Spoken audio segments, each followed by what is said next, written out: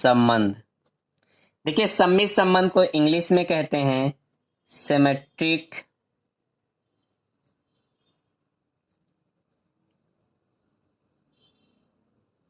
Relation.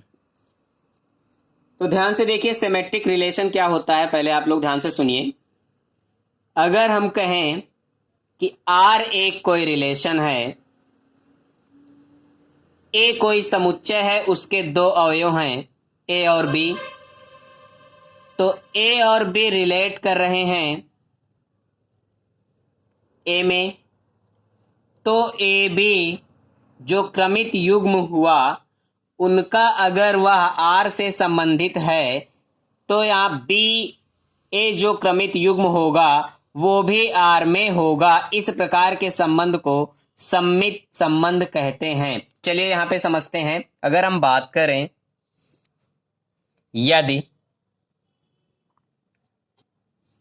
यदि समुच्चय ए के यदि समुच्चय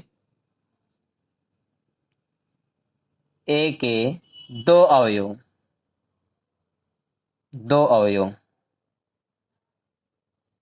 ए व बी संबंध आर के द्वारा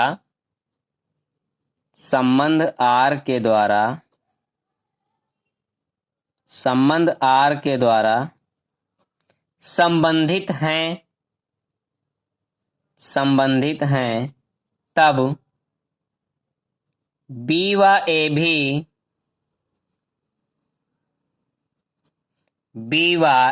भी उसी संबंध से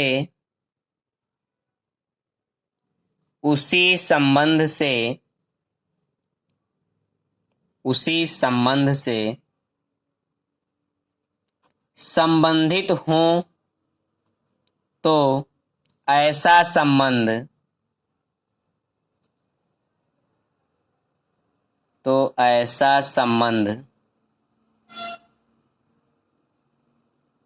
सम्मित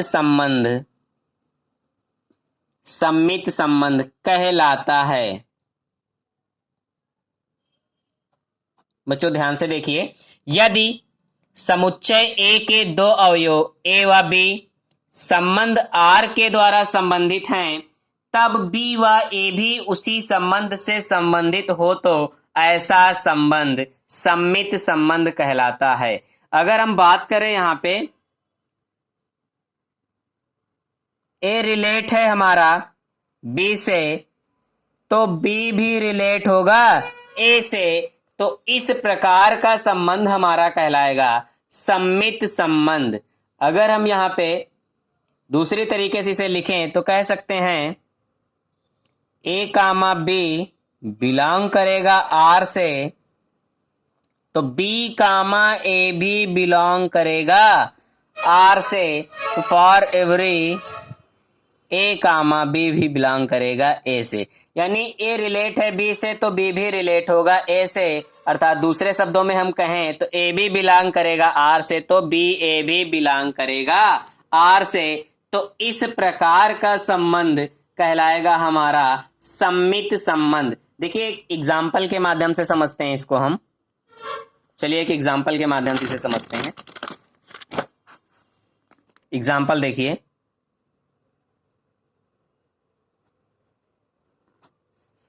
अगर हम एग्जाम्पल की बात करें, यदि a इज इक्वल टू 1, 2, 3 और r इज इक्वल टू कहें तो 1, 1, 1, 2, 1, 3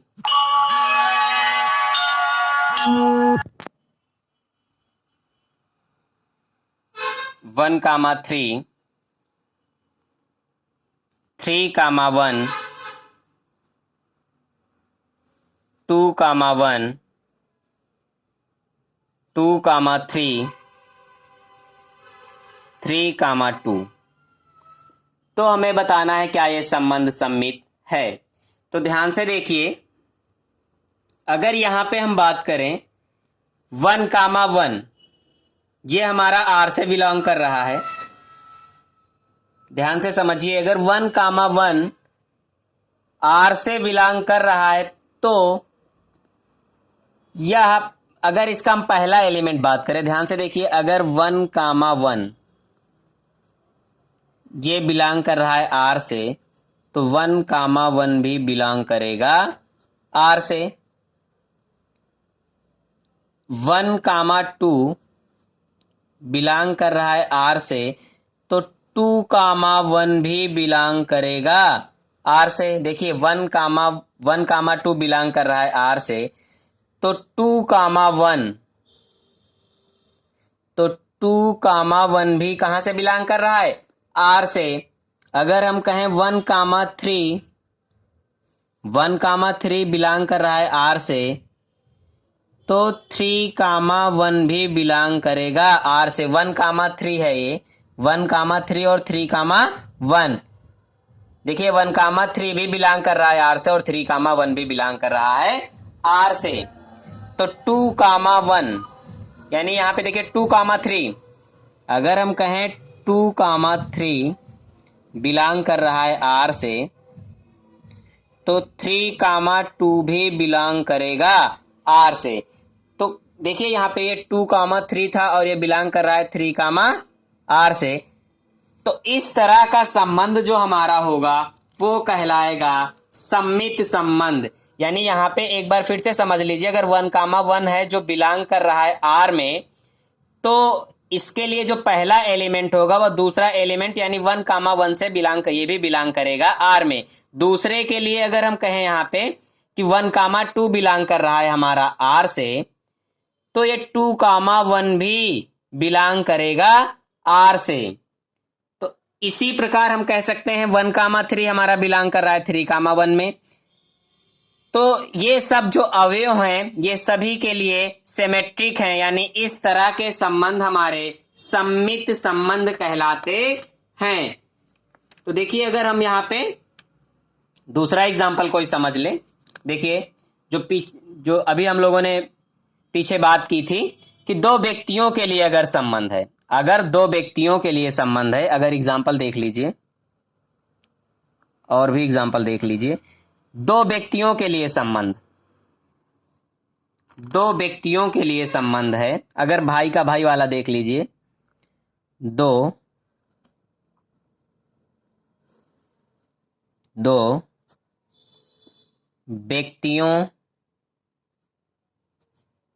व्यक्तियों के लिए संबंध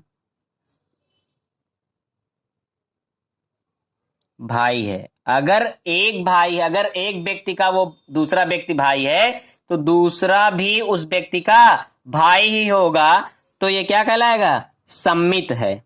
दो व्यक्तियों के लिए संबंध सम्मित है। अगर हम बात करें रेखाओं के समुच्चय में संबंध, अगर हम लंब है, अगर रेखाओं के समुच्चय में संबंध लंब है तो वो भी सम्मित होगा। अगर हम सेकेंड एग्जांपल की बात करें, रेखाओं के समुच्चय में संबंध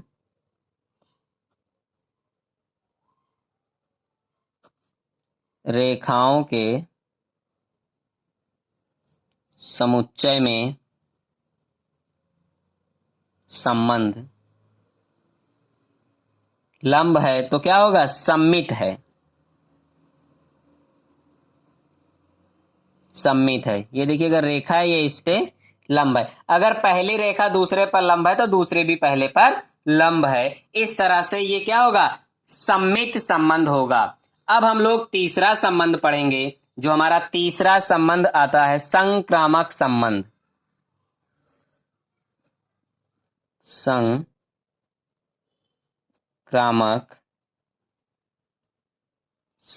संक्रामक संबंध को इंग्लिश में कहते हैं ट्रांसिटिव रिलेशन।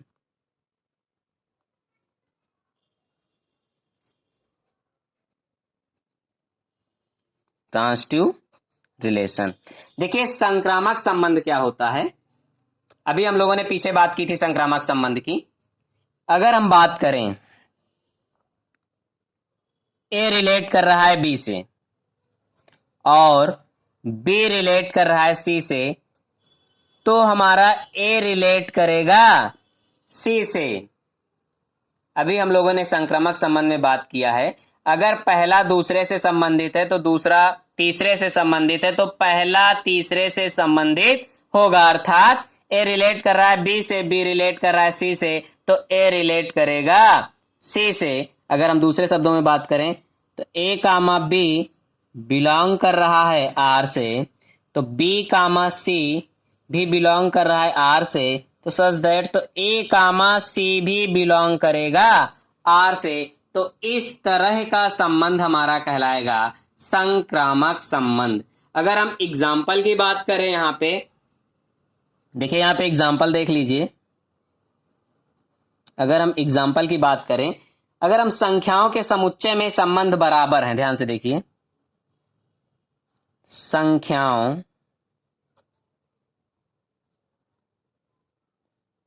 के समुच्चय में संबंध बराबर हैं तो संक्रामक संबंध है। तो संक्रामक संबंध है। संख्याओं के समुच्चय में संबंध बराबर है तो संक्रामक संबंध है। अगर यहां पे मान लीजिए कोई संख्याएं, अगर x बराबर है y के और y बराबर है z के, तो z बराबर होगा हमारा x के, तो z बराबर होगा हमारा x के। अगर यहीं पे हम बात करें ग्रेटर और स्मॉलर की, हम बात करें, देख लीजिए, अगर हम और एग्जाम्पल की बात करें, हम यहां पे तीन संख्याएं ले लें, x और y z। अगर हम कहें, पहला देखिए, x बड़ा है y से और y बड़ा है z से, तो x बड़ा होगा z से। संक्रामक संबंध के लिए बात कर रहे हैं। अब सेकंड देख लीजिए, यहां पे अगर हम छोटे के लिए बात करें, x छोटा है y से और y छोटा है z से, तो x छोटा होगा z से। यानी छोटा बड़ा संक्रामक में या केवल छोटा और बड़ा, यानी जो छोटा और बड़ा, ये जो दोनों रूल लागू हो रहे हैं यहाँ पे, ये सिर्फ और सिर्फ संक्रामक संबंध में लागू होंगे और ना तो सम्मित में और ना ही स्वतुल्य में। इस तरह से हम लोगों ने संक्रामक संबंध पढ़ लिया है। अगर हम पैरेलल की बात कर लें, अगर एक एग्जांपल और देख लें कि अगर पैरेलल समांतर की बात कर लें, तो देखिए, अगर x समांतर है y के, x समांतर है y के और y समांतर है z के, तो x भी समांतर होगा z के। इस तरह से हम लोगों ने संक्रामक संबंध के 3 एग्जाम्पल और देख लिए हैं। अब हम लोग बात करेंगे तुल्यता संबंध। ये इस चैप्टर का लास्ट टॉपिक है। इसके बाद हम लोग एक्सरसाइज के क्वेश्चन करेंगे बच्चों। इस तरह से हम लोगों ने तीनों संबंध पढ़ लिया है। अब हम लोग बात करेंगे तुल्यता संबंध क्या होता है। तो ध्यान से देखिए, तुल्यता संबंध को इंग्लिश में कहते हैं इक्विवेलेंस रिलेशन।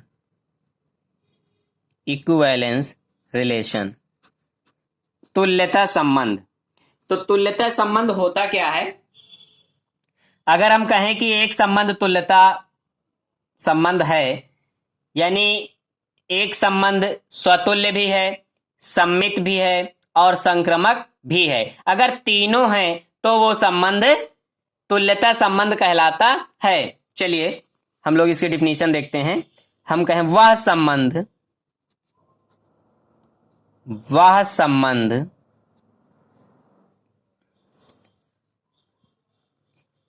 जो स्वतुल्य जो स्वतुल्य सममित व संक्रामक हो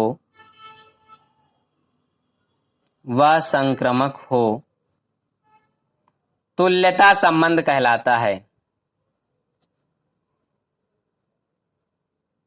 तुल्यता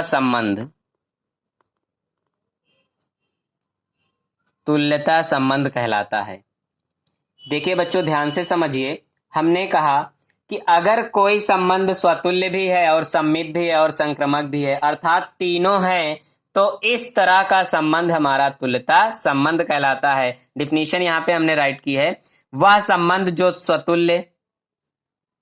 स्वतुल्य सम्मित व संक्रामक हो तुल्यता संबंध कहलाता है। देखिए अगर हम यहां पे कहें, देखिए ध्यान से देखिए, समुच्चय ए में कोई संबंध आर है, समुच्चय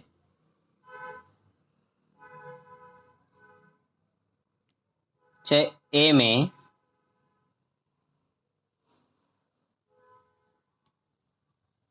कोई संबंध आर है, समुच्चय ए में कोई संबंध आर है, तुल्यता संबंध। वहां पे अगर हम तुल्यता संबंध की बात करें, यानी यदि पहला स्वतुल्य दूसरा सम्मित हो तो तीसरा संक्रामक है। तो अगर हम बात करें यहां पे तुल्यता संबंध की, अगर हम बात करें, ध्यान से देखिए, अगर हम तुल्यता संबंध की बात करें, सबसे पहली कंडीशन, ए रिलेट कर रहा है ए से, ए रिलेट कर रहा है ए से, तो फॉर एवरी ए बिलोंग करेगा ए से, अर्थात आर स्वतुल्य हो, आर स्वतुल्य हो, आर स्वतुल्य हो। अब सेकेंड कंडीशन की अगर हम बात करें,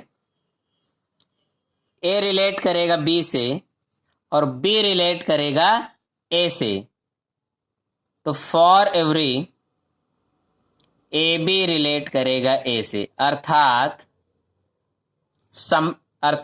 आर सम्मित हो,